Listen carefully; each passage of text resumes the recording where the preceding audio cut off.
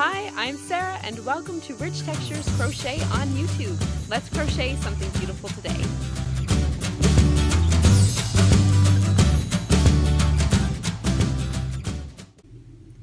Hello everyone, I'm Sarah of Rich Textures Crochet and welcome. Today we are going to learn how to crochet the herringbone half double crochet stitch, which is the stitch that you see right here. You can see it's quite pretty when it's worked up. It has a little bit of a different design, almost works on slants.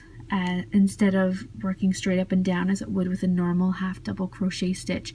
So it gives a little bit of variation to your stitch. It looks the same on the front and the back, so it's a great reversible stitch.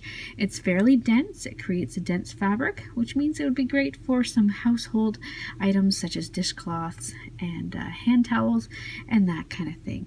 So this is the stitch design we are going to work on today. Grab a hook and some yarn and let's crochet together.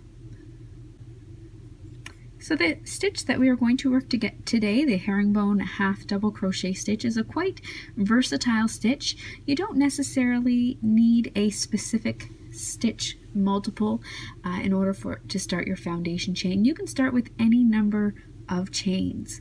All you need to do is add one extra chain for your foundation chain. So what we're going to do is I'm going to start by making my slip knot. And today for this tutorial, I'm simply going to chain 15. That's 5, 10, 15. Next, what you're going to do is you're going to start your first row, and we're going to jump right into the herringbone stitch. Half double crochet stitch. What you're going to do is you're going to skip the first 2 chains, 1, 2. Your chain 2 at the beginning will always count as a half double crochet, a herringbone half double crochet. Okay, so you will always treat it like a stitch when we come back to it. So skip those first two stitches. You're going to start by working in your third stitch. And the first thing you're going to do is yarn over, just like you would a half double crochet stitch, and you're going to insert your hook into that next chain.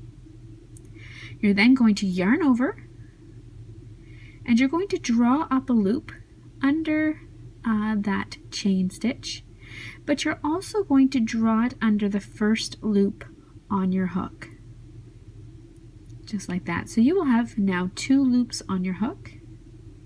You're going to yarn over once again, and then you're going to pull through both loops on that hook.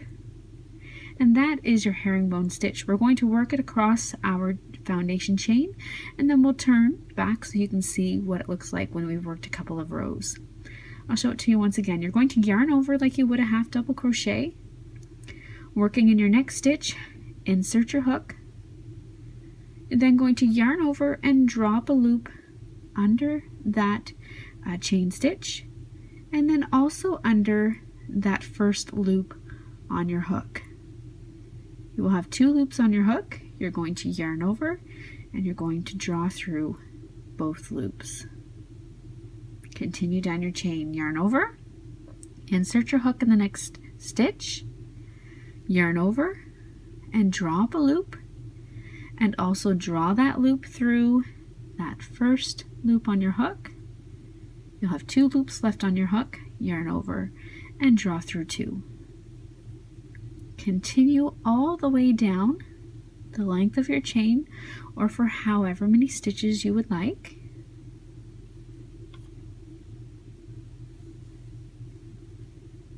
Always remember to, once you insert your hook, yarn over, you're going to pull that loop through that chain stitch and through the first loop on your hook. Yarn over, pull through 2 more. So continue that all the way down the length of your chain.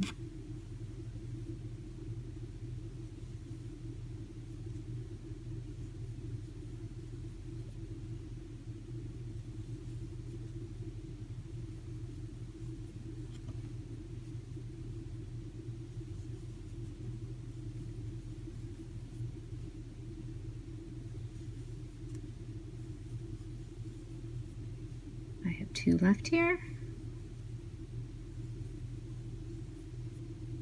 my final chain, and that is your first row done. Next, for row 2, we're going to continue that pattern. The first thing though we're going to do is we're going to start with a chain of 2. And remember, your chain 2 at the beginning always counts as a stitch, and you're going to turn your work. Because that chain 2 counts as a stitch, you're going to skip your first stitch. Now working in the next, you're going to work your next herringbone stitch. Yarn over, insert your hook into the next one, yarn over, pull up a loop, pull through the first loop on your hook, and then yarn over and pull through 2 loops. You're going to continue that all the way across, and I'm just going to fast forward a little bit, and then when I come to the end, I'm going to show you how to work the final stitch in this row.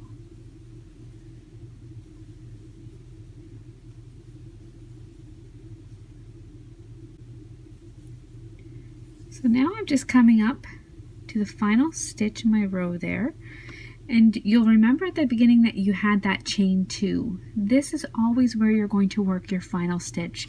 So yarn over, and in the top of your chain 2, insert your hook and complete your final herringbone stitch.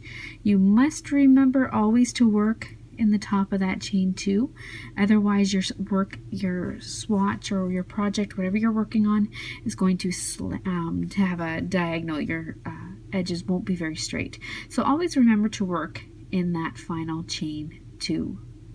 Once you have completed that, you've come to the end of the row, you're going to chain 2, turn your work, and start all over again.